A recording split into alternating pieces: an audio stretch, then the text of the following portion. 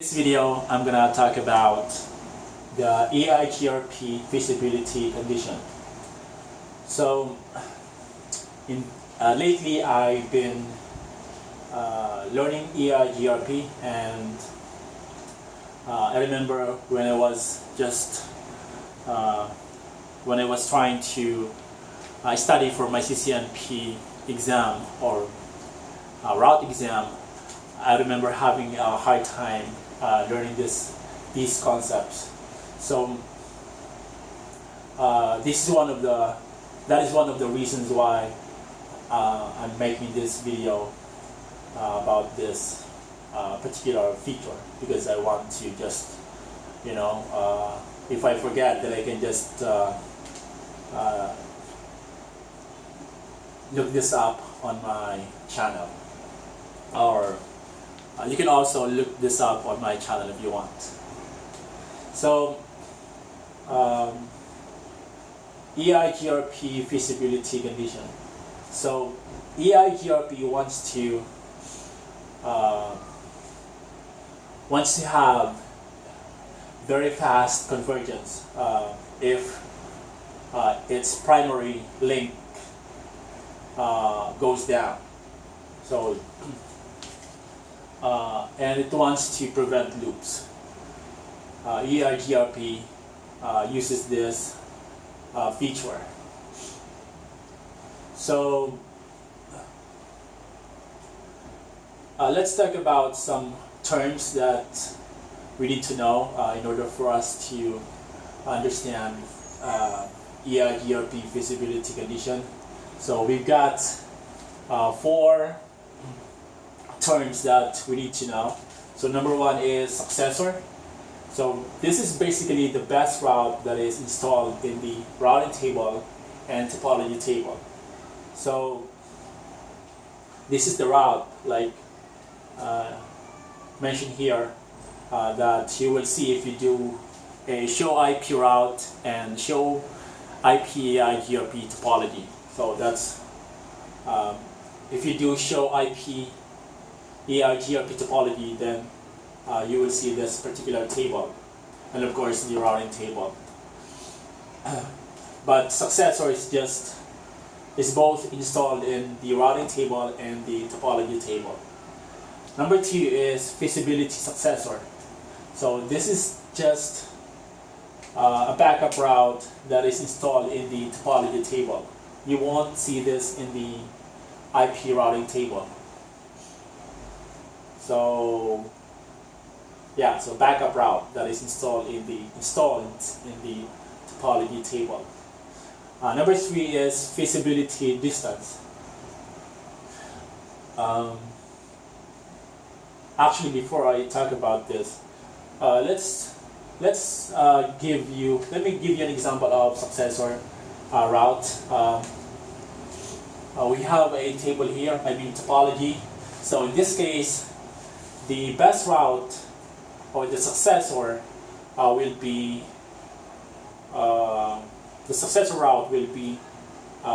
via R3, because it has this link has the lowest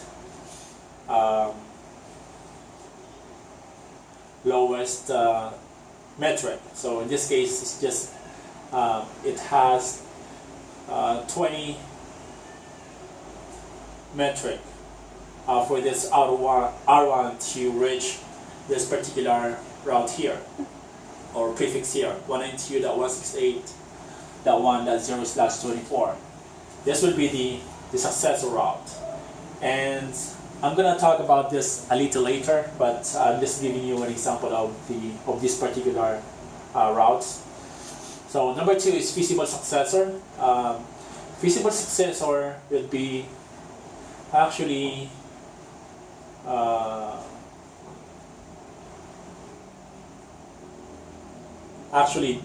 via R2, because it's got its advertised route, advertised distance or reported distance is less than the feasible distance of the successor route. So again, I'm gonna talk about this a little later. So it's it would make more sense. Number 3 is feasible distance. So basically the sum of all metrics across the links going to the destination. An example of this will be this particular link here. So sum of all the metrics across the links going to the destination. So these are all feasible distance. You know, this link that has a metric of 20, and this link has a metric of 10. So these are all feasible distance metrics.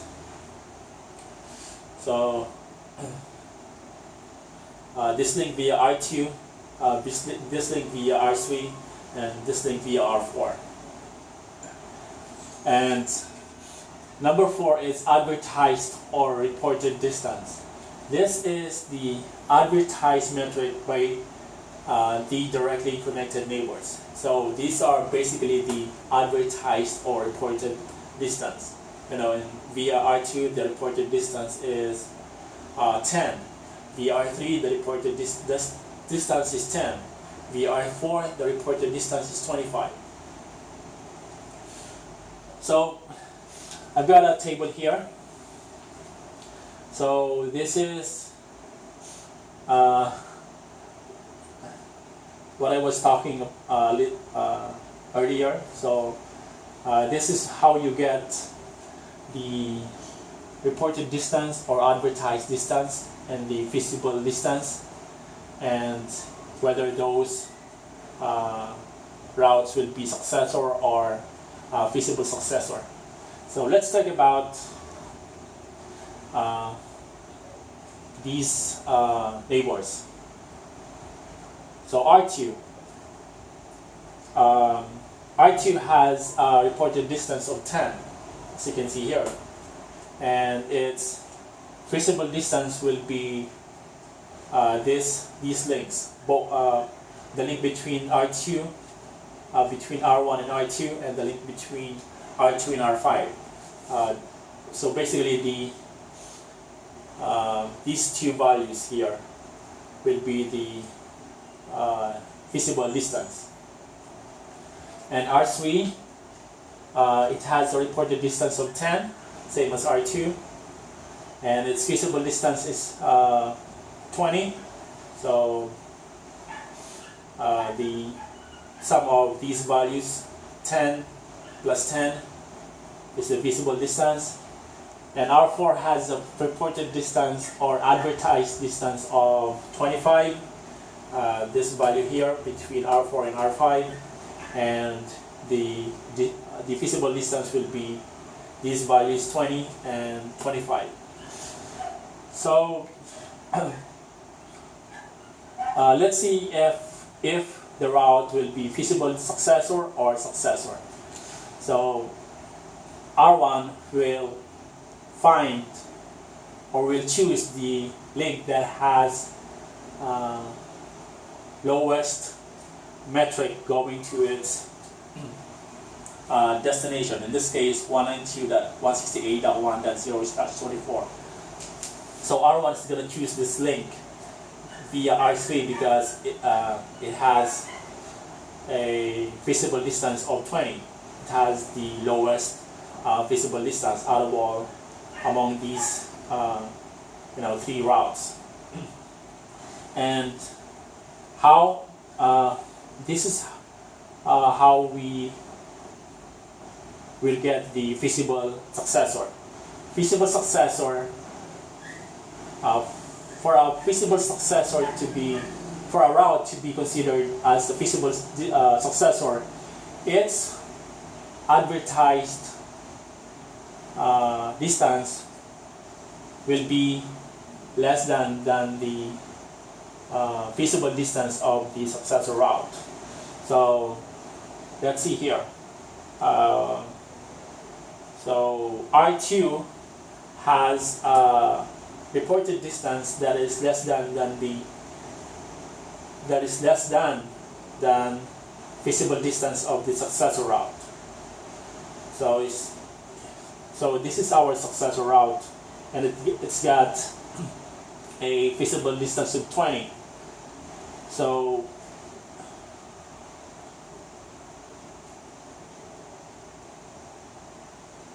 R2 has a reported distance of 10. So it is less than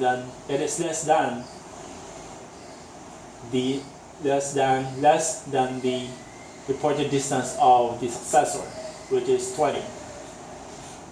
So that's why it is our feasible successor. How about R4? R4 has its reported distance is more than the feasible distance of the successor.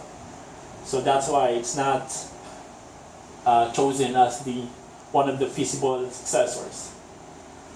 So yeah, I actually written a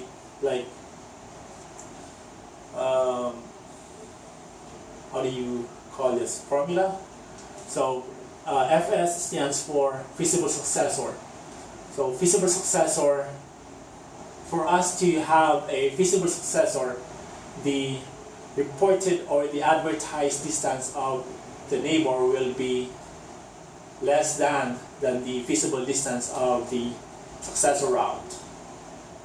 So that's how you will get feasible successor. Let's talk about this. Let's say your link between the link via R3 goes down. R2 is gonna fail over to R2 to the backup route or feasible successor route immediately without doing some checking. But let's say this link goes down also. R1 is gonna fail over to the link via R4, but R1 is gonna do some checking because it's not this link here is not a feasible successor.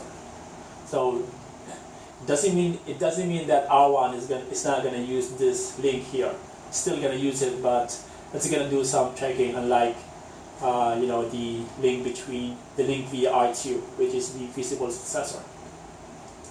So yeah, that's it for the EIGRP feasibility condition.